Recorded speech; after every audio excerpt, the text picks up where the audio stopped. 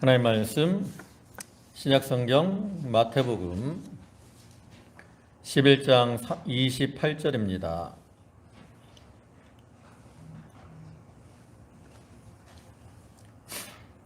마태복음 11장 28절 신약성경 페이지로는 18쪽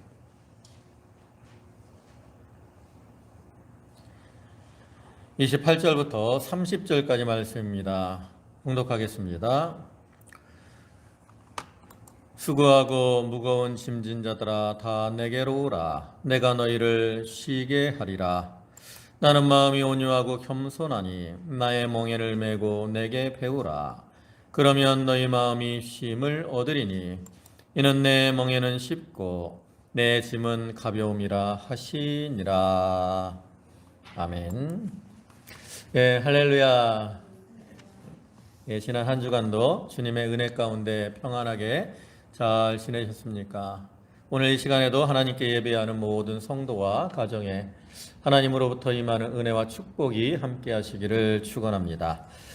예, 오늘은 마태복음 11장 28절부터 30절까지 말씀을 보셨는데 그 중에 28절의 말씀을 보면 수고하고 무거운 짐진 자들아 다 내게로 오라. 내가 너희를 쉬게 하리라. 이렇게 말씀을 하고 있는데 이 말씀을 근거로 해서 주님 안에서 쉼을 얻으라 라는 제목으로 함께 은혜를 나누고자 합니다. 요즘은 참 보기가 쉽지 않은데 제가 양동에 처음에 왔을 때만 해도 이렇게 비가 내리고 나면 풀이에 이 달팽이들이 기어다니는 것을 본 기억이 있습니다. 어렸을 때도 그러한 달팽이를 보고 잡아서 놀기도 하고 또 그 달팽이를 보면서 왜 달팽이는 이렇게 무거운 짐을 지고 기어다니는 것일까라는 그 호기심이 어린 생각도 했었는데 이러한 달팽이와 같이 이 세상을 살아가는 우리들도 각자가 수고하고 무거운 그러한 짐을 살아가지요. 물론 뭐 그 짐의 크기나 또 무게 또 모양 이런 것들은 뭐 사람에 따라 차이가 있을 수 있습니다. 어떤 사람은 크고 무거운 이러한 짐을 지고 살아가기도 하고 또 어떤 사람은 좀 작고 가볍게 여겨지는 그러한 짐을 가지고도 살아가죠. 그러나 어떠한 짐이든지 그것이 나에게 닥쳐오면 그 짐이 어떻게 여겨집니까? 수고하고 무거운 그 짐이 된다라는 거죠. 우리 남자들끼리 얘기를 하다 보면 군대 얘기를 참 많이 합니다. 여자들이 싫어하는데 군대 얘기를 많이 해요. 근데 군대 얘기를 하다 보면 대부분 군 생활이 편했다는 얘기를 많이 합니까? 아니면 힘들었다는 얘기를 많이 합니까? 대부분 힘들었다라는 얘기를 많이 하죠. 어떤 사람들은 대부분 군대 얘기하면 다 막 특수부대 갔다 온 것 같아요. 자기만 훈련 아주 힘들게 하고 근데 실제로 보면 군대라는 것이 좀 편한 부대도 있고 훈련이 약하고 몸이 좀 편한 부대도 있고 어떤 부대는 훈련이 세고 힘든 그러한 부대도 있습니다. 그런데 얘기하는 거 들어보면 자기가 간 부대는 다 힘들고 어려운 부대였다라는 거예요. 제가 지난 주간에 산기도 가서 아직 보지를 못했는데 경배가 이번 주간에 휴가를 나왔다 그러더라고요. 코로나 때문에 뭐 이렇게 자유롭게 다니지 못해서 아직 얼굴을 보지는 못했는데 전에 들어보니까 수색대에서 군 생활을 한다 그래요. 수색대는 훈련도 많고 어려운 부대죠. 이제 뭐 내일이면 들어갈 것 같은데 여러분들도 생각날 때마다 군 생활 건강하게 잘 마칠 수 있도록 위해서 기도해 주시기 바랍니다. 아무튼 이렇게 생각해 보면 이 군대라는 이 군대에서 생활이 실제로는 힘들고 뭐 힘들거나 덜 힘들거나 이런 차이가 있을 텐데 왜 사람들이 이렇게 자기의 군대 생활은 다 힘들다라고 말을 할까? 그 이유를 생각해 보니까 다른 사람이 힘들게 군대 생활한 것은 나와는 관계가 없다라는 거죠. 반면에 자기의 군 생활은 자기가 직접 체험하고 경험해야 했던 것이라는, 그렇기 때문에 그것이 힘들고 어려울 수밖에 없다라는 거죠. 이렇게 남자들이 군 생활을 힘들게 여기는 것처럼 우리의 삶 속에서도 마찬가지라는 거죠. 남들이 어떻게 여기든지 우리 모두는 각자의 삶 속에서 수고하고 무거운 그러한 짐을 지고 살아갑니다. 또 사람들은 그러한 짐이 힘들고 괴롭기 때문에 이 짐을 좀 내려놓고 평안한 삶을 살았으면 이렇게 소망을 하지요. 그러나 실제로의 삶 속에서는 그러한 짐을 내려놓지 못하고 살 때가 많다라는 거예요. 그럼 우리가 어떻게 해야 자기의 짐을 내려놓고 쉼을 얻을 수 있느냐? 그것이 바로 오늘 본문에 말씀하고 있는 것처럼 주님께 나아가서 주님 앞에 자기의 짐을 내려놓을 때 우리가 참된 쉼과 평안을 얻을 수가 있는 거예요. 또 오늘 이 시간을 통해서 주시는 말씀을 통해서 우리에게 있는 그 모든 짐들을 다 주님 앞에 내려놓고 주님 안에서 참된 평안과 또 쉼을 누리는 그러한 우리들이 다 되도록 해야 되겠습니다. 이 본문 28절을 다시 보시면 수고하고 무거운 짐진 자들아 다 내게로 오라 내가 너희를 쉬게 하리라 이렇게 말씀하는 것처럼 주님은 우리 인생들이 수고하고 무거운 짐을 지고 가는 것을 아시고 그러한 인생들을 부르고 계시는 거예요. 그럼 왜 우리 인생들은 이와 같이 수고하고 무거운 짐을 지고 살아가게 되었을까? 우리가 창세기 1장을 보면 하나님이 천지 만물을 창조하시는 내용이 나오죠. 근데 그 가운데 가장 많이 나오는 표현들이 있는데 그 중에 한 가지가 뭐예요? 하나님이 보시기에 좋았더라 라는 표현이 나옵니다. 누가 보시기에 좋아요? 하나님이 보시기에 좋았더라. 여러분 한번 생각을 해보세요. 하나님이 보시기에 아름다운 세상, 그러한 세상은 어떠한 세상일까? 하나님의 수준과 우리의 수준은 다르잖아요? 하나님의 수준은 저 고상하고 높은 그러한 수준인데 그러한 하나님이 보시기에 좋았다. 이런 말씀을 생각해 볼 때 하나님이 창조하신 그 세상은 참으로 아름답고 평안한 이러한 세상이었다라는 것을 우리가 알 수 있죠.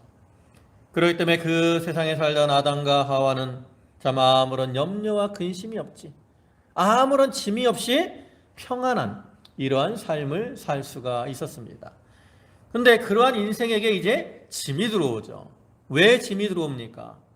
그것은 창세기 3장에 나오는 것처럼 아담과 하와의 범죄로 인해서 그들에게 짐이 들어오죠.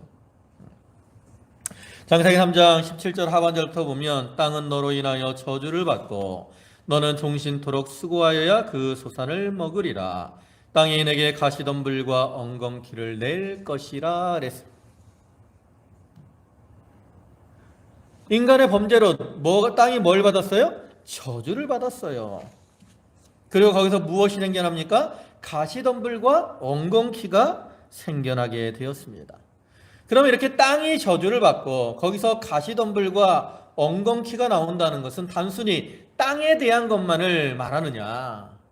물론 실제로 땅에서 이렇게 가시덤불과 엉겅퀴가 자라나게 되었습니다. 그러나 이것은 거기에 더 나아가서 땅에 사는 모든 인생들이 저주를 받고 그로 인해서 그들의 삶 속에서 그들을 힘들게 하는 가시와 같은 엉겅퀴와 같은 것들이 생겨나게 된다는 거죠. 다시 말해서 그들이 지고 가야 되는 이 수고하고 무거운 짐이 그들에게 생기게 되었다는 거예요. 그래서 성경을 보면 아담과 하와가 범죄한 이후에 그들에게 생기는 짐들을 볼 수 있습니다. 마음속에 먼저 짐이 생겼어요. 그들의 마음에 생긴 짐이 뭡니까? 바로 미움이라는 거죠. 미움. 아담과 하와가 범죄한 이후에 서로를 바라볼 때 어떠한 눈으로 바라봤어요? 사랑의 눈으로 바라봤습니까? 아담은 하와에게 책임을 전가합니다. 하와는 뱀에게 책임을 전가합니다. 이렇게 책임을 전가한다는 건 뭐예요? 미워한다는 거예요. 여러분, 오늘날에도 우리가 누구에게 책임을 전가하면 그거는 그 사람에 대한 미움을 품고 있기 때문에 그런 겁니다. 또 이렇게 범죄하니까 그들의 마음에 뭐가 생겨요? 시기와 질투가 생긴다라는 거죠. 그래서 창세기 4장에 보면 가인과 아벨이 하나님 앞에 제사를 드리는데 하나님께서 가인의 제사는 받지 아니하시고 아벨의 제사를 받아요.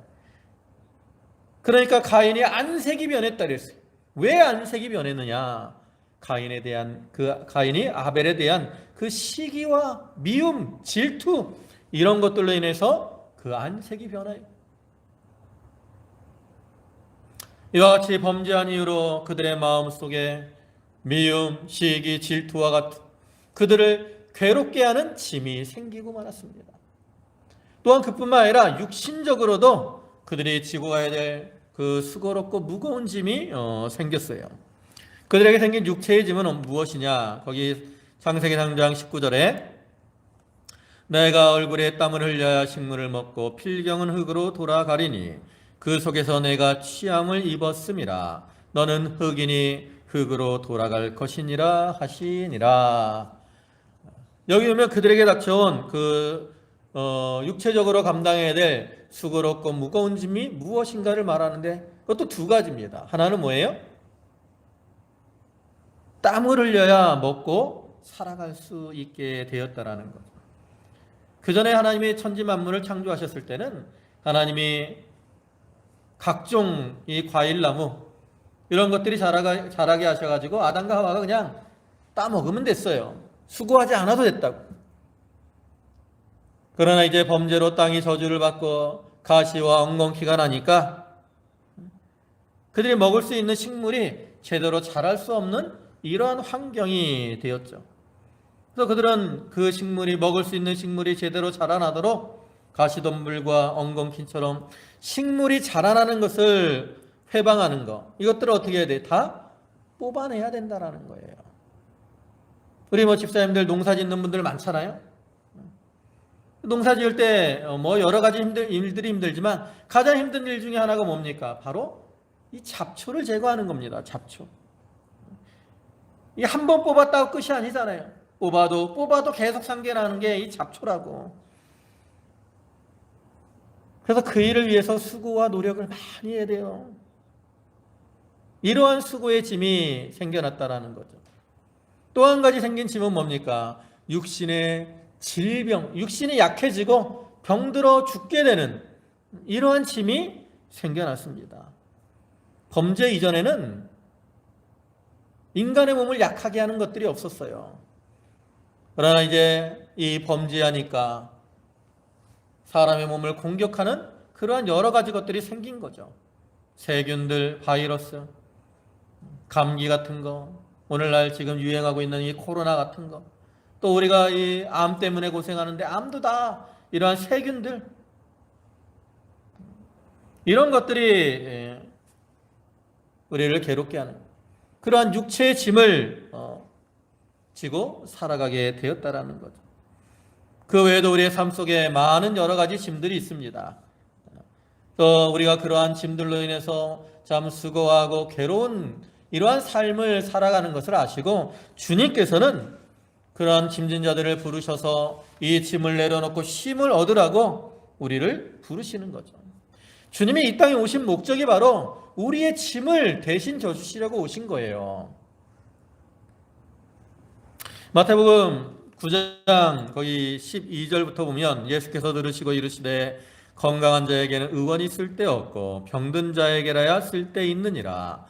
너희는 가서 내가 긍휼을 원하고 제사를 원치 아니하노라 하신 뜻이 무엇인지 배우라. 내가 의인을 부르러 온 것이 아니요 죄인을 부르러 왔노라 하시니라.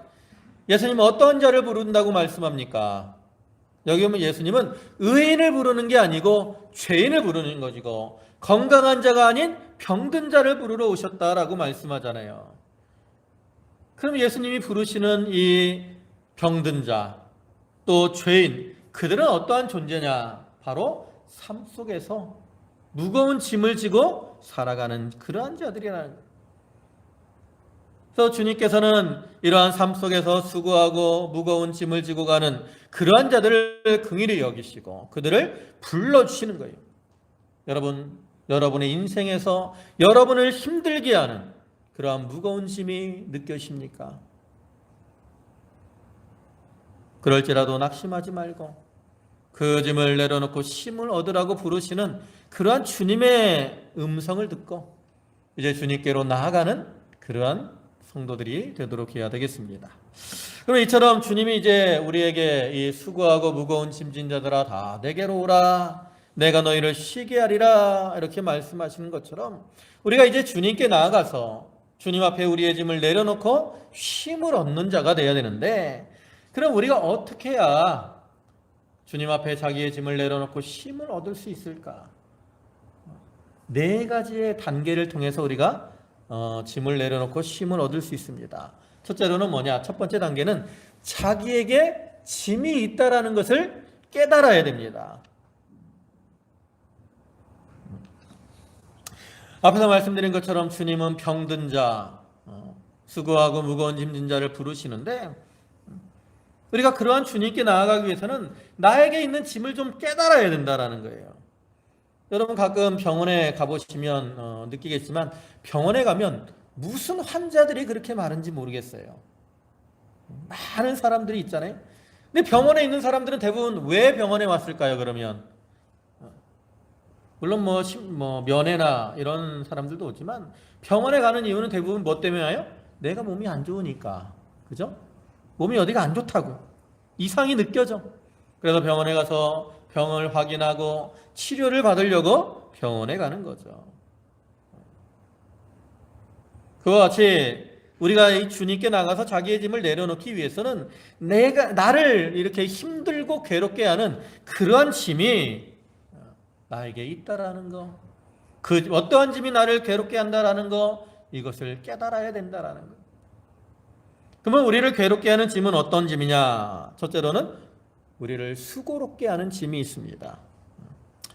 앞에서 말씀드린 것처럼 우리가 삶 속에서 여러 가지 짐을 지고 가요. 물질로 인한 짐이 있습니다. 또 건강으로 인한 짐도 있습니다. 가정의 문제로 인한 짐도 있어요. 또 어떤 사람은 교회에서 봉사일을 하는데 그러한 일로 인한 짐도 있죠. 근데 중요한 건 뭐냐? 우리가 삶 속에서 그러한 짐들이 다 있는데 어떤 때는 그 짐이 힘들지가 않은데 어떤 때는 그 짐이 힘들고 괴롭게 여겨질 때가 있다라는 거죠. 그래서 그렇게 힘들고 괴롭게 여겨지는 거, 이게 문제인 거예요.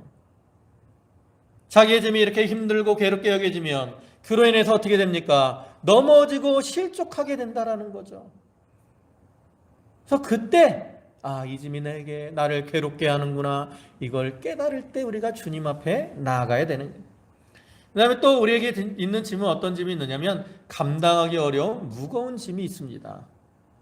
우리가 질병 가운데도 치료하기 쉬운 이러한 병이 있고 또 반면에 치료하기 어려운 이러한 병들도 있는 것처럼 우리의 인생의 짐도 좀 감당하기 쉬운 그러한 짐도 있는 반면에 우리가 감당하기 어려운 아주 무거운 이러한 짐도 있어요.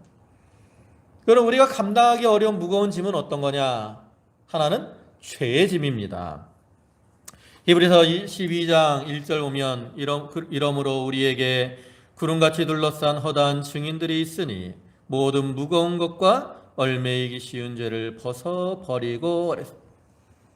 이 무거운 죄, 얽매이기 쉬운 죄, 죄의 짐이 우리를 누르고 힘들게 하는 거예요.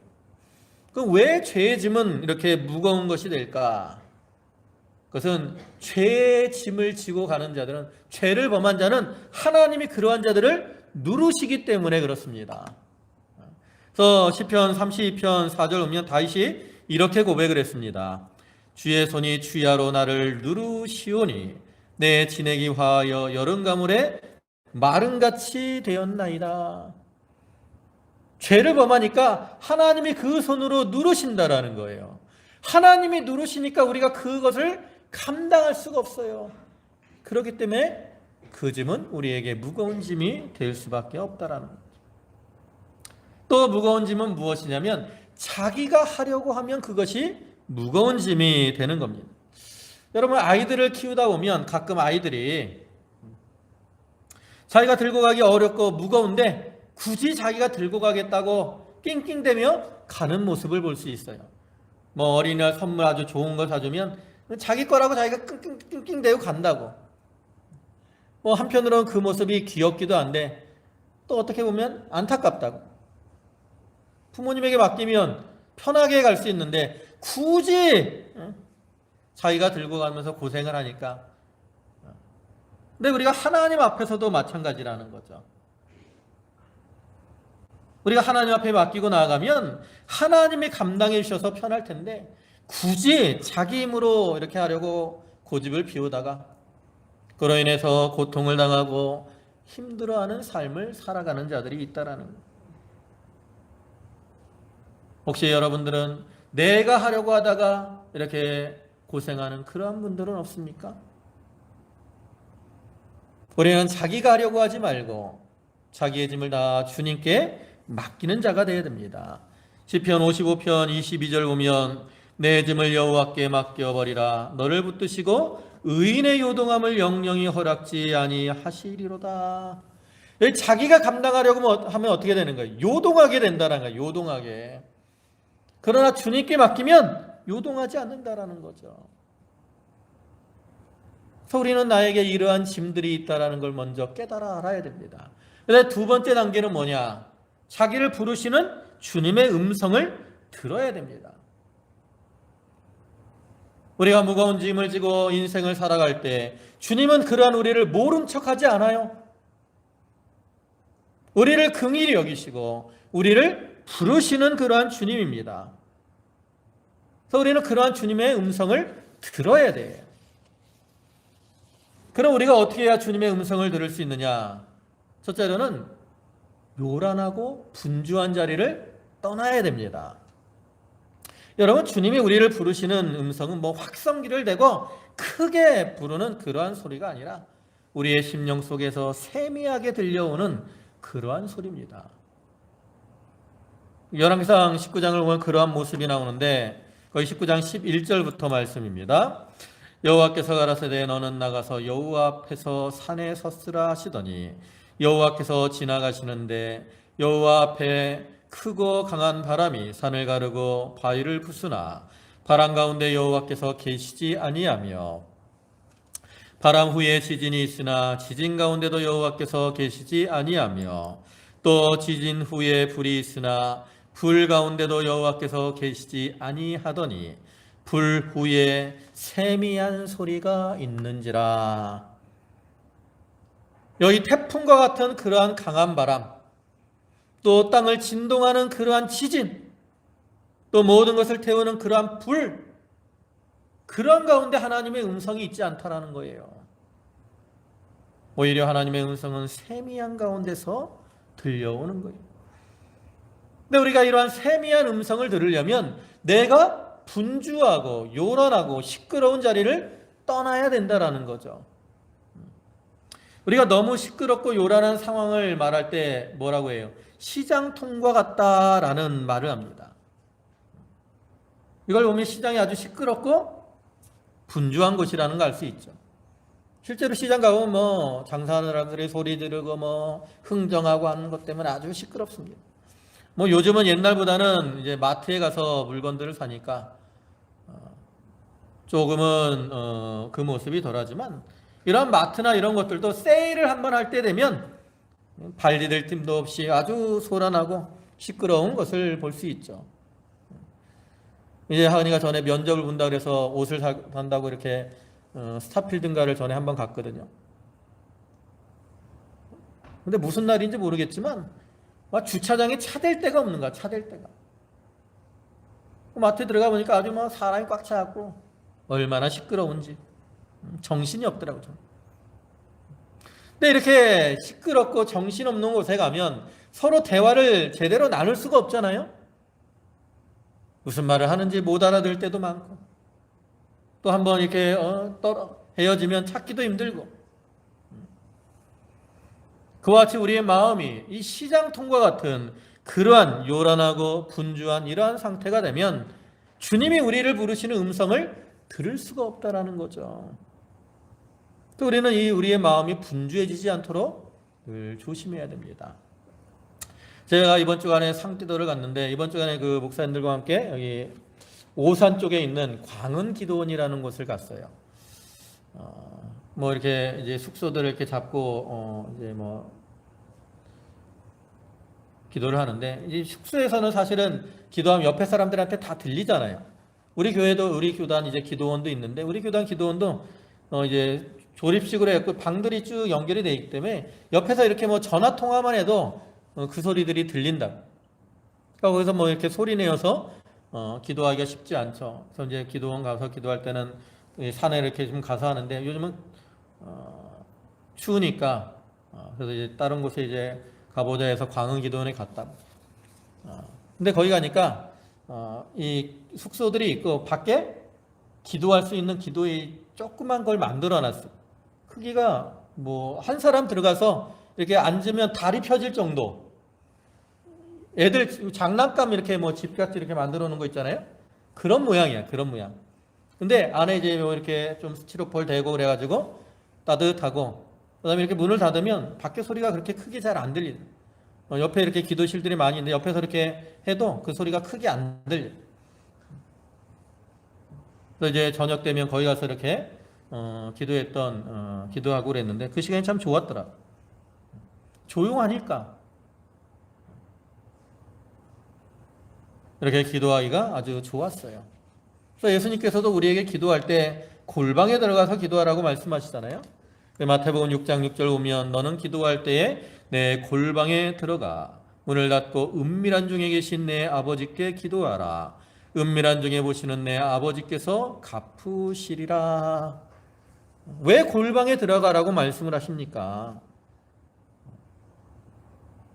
이 요란하고 분주한 그러한 자리를 떠나서 고요한 심령으로 기도하고 그래야 하나님을 만날 수 있기 때문에 골방에 들어가라고 말씀하는 거 아닙니까?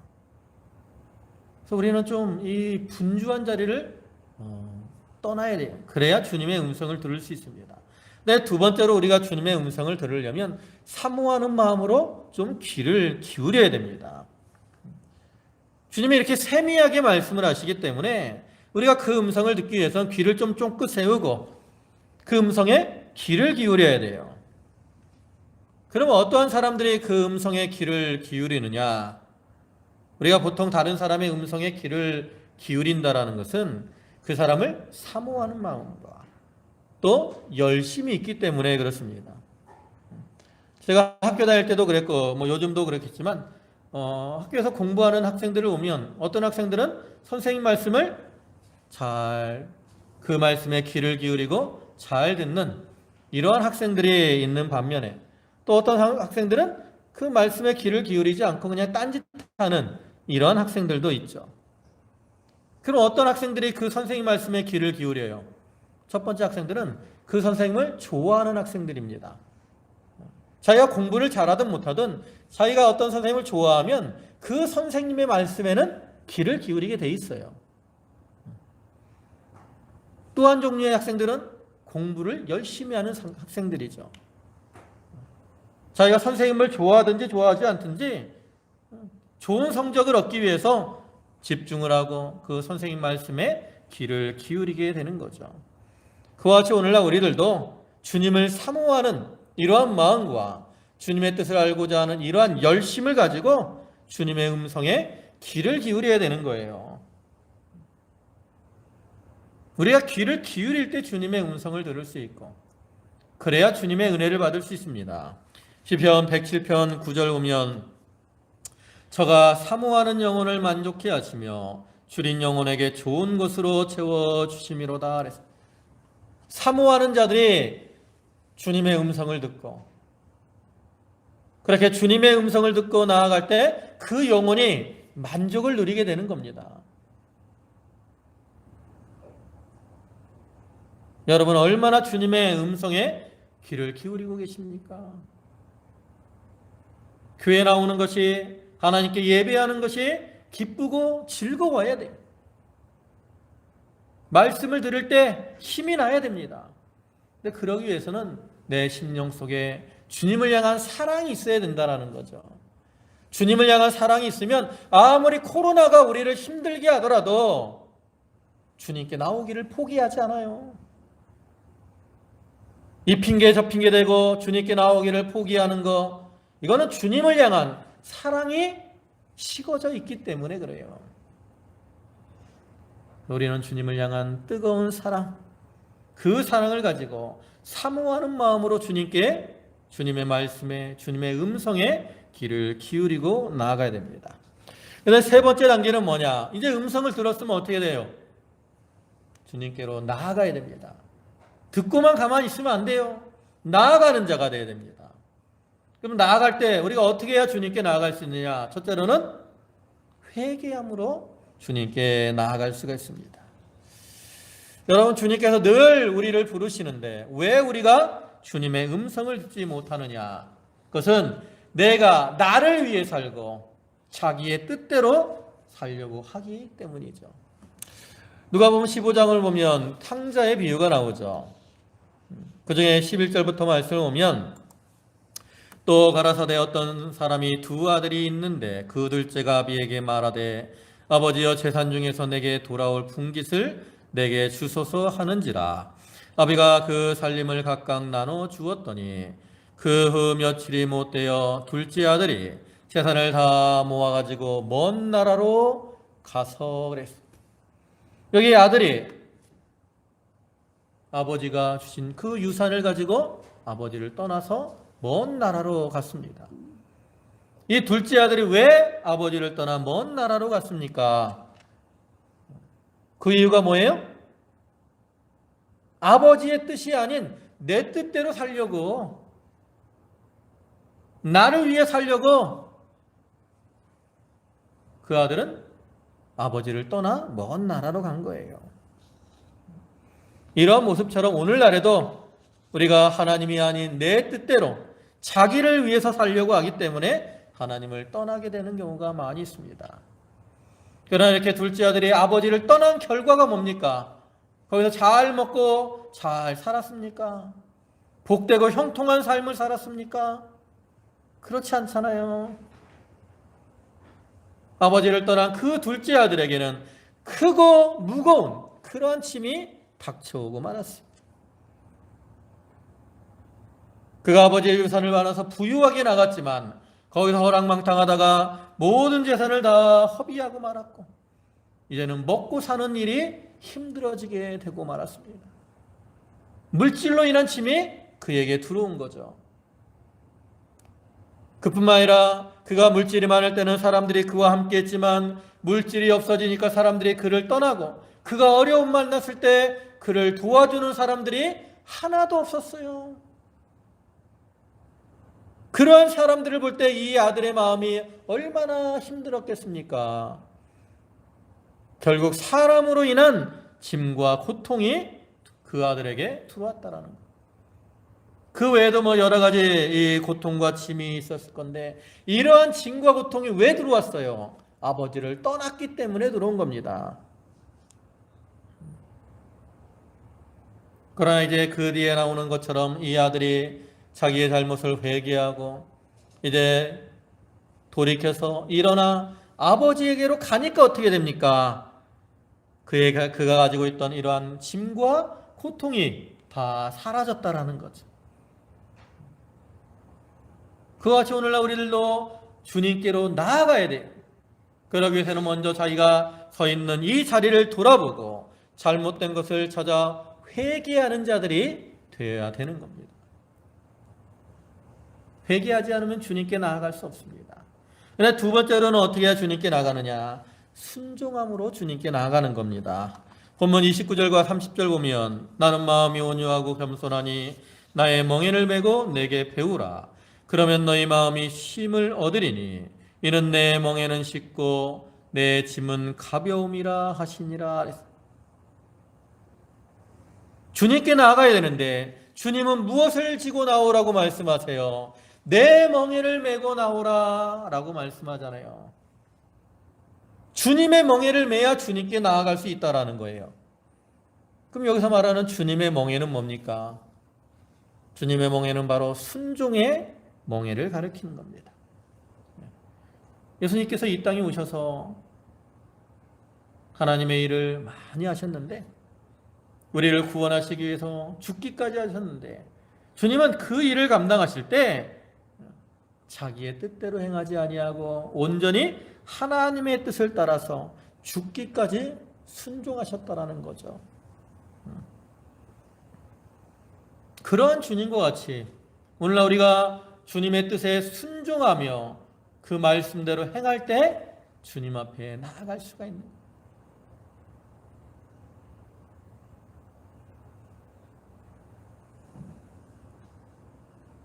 왕의 명령을 거역하는 자는 왕 앞에 나갈 수 없습니다. 나가면 어떻게 돼요? 벌을 받아요. 반면에 왕의 말대로 순종하는 자는 왕 앞에 나아갈 수가 있는 거죠. 그와 같이 오늘날 우리들도 우리에게 주신 하나님의 뜻을 잡고 그 뜻대로 순종하기를 힘을 써야 됩니다. 순종할 때 우리가 하나님 앞에 담대히 나아갈 수 있어요. 우리가 이렇게 주님이 우리를 부르시는 그 음성을 들은다면 이와 같이 주님께 나아가는 게 필요하고요. 근데 마지막 단계는 뭐냐? 이제 주님께 나아갔으면 그 다음 뭐 해야 돼요? 예? 뭐 해야 될 것 같아요? 그 다음에는 이제 짐을 내려놔야 돼. 맡겨야 됩니다. 주님께 나아가서 짐을 내려놔야 우리가 쉼을 얻는 거지, 자기가 짐을 계속 지고 있으면 안 된다라는 거죠. 베드로전서 5장 7절의 말씀을 보면 너희 염려를 다 주께 맡겨 버리라. 이는 저가 너희를 권고하심이라. 너희의 염려와 짐을 다 어떻게 하라고요? 주님께 맡기는 거예요. 그리고는 나한테는 없어요. 어떻게 해야 돼요? 버려야 돼. 나에게서는 없어지는 거예요. 주님께 맡겼으면 그 짐이 나한테서 있어야 돼, 없어야 돼? 없어져야 돼. 그래야 내가 쉼을 얻는 겁니다. 근데 우리는 막상 자기의 짐을 내려놓고 쉼을 얻어야 된다는 걸 알면서도 어떻게 해요? 자기의 짐을 맡기지 못하고 자기가 지고 갈 때가 많다라는 거죠. 또 우리 그런 예화 있잖아요. 어떤 시골에서 노인분이 서울에 와서 이제 아들네 집에 가는데 택시를 탔어요. 택시를 탔는데 머리에 짐을 계속 지고 있는 거야. 그러니까 택시기사가 아니 할머니 왜 이렇게 택시 타셨으면 짐을 내려놓고 편하게 가시지 무겁게 짐을 지고 가십니까? 그랬더니 뭐라 그랬어요? 택시 차를 태워준 것도 미안한데 어떻게 짐까지 맡깁니까? 그랬다잖아요. 우리가 그 할머니처럼 하나님이 우리를 구원해 주신 은혜에 감사하면서도 짐을 맡기지 못하고 자기가 지고 갈 때가 많이 있다라는 거예요. 나에게 짐이 100%가 있는데 내가 50% 맡기면 나머지 50%는 어떻게 해야 돼요? 내가 져야 돼. 90%를 맡기면 나머지 10%는 내가 져야 돼요. 우리가 온전히 쉼을 얻으려면 어떻게 해야 돼요? 100%를 다 주님께 맡겨야 됩니다. 맡기고는 자기에서는 없어져야 돼요. 그러면 우리가 어떻게 해야 주님께 자기의 짐을 다 맡길 수 있느냐? 어떤 사람이 주님께 짐을 다 맡길 수 있겠습니까? 주님을 신뢰하고 주님의 능력을 의지하는 자들이 주님께 자기의 짐을 다 맡기게 되죠. 하나님은 천지 만물을 창조하신 능력의 하나님이시고 또 그 능력으로 지금도 모든 것을 주관하시고 섭리하시는 그러한 하나님이십니다. 그러한 하나님이시기 때문에 그러한 하나님의 뜻이면 모든 것이 이루어지고 성취가 된다라는 거죠. 그래서 우리가 그런 하나님을 믿고 그런 하나님을 신뢰하는 가운데 자기의 짐을 이제 주님께 맡기고 내려놓는 자가 되어야 되는 거예요. 그래야 우리가 그 안에서 쉼을 얻을 수가 있는 겁니다.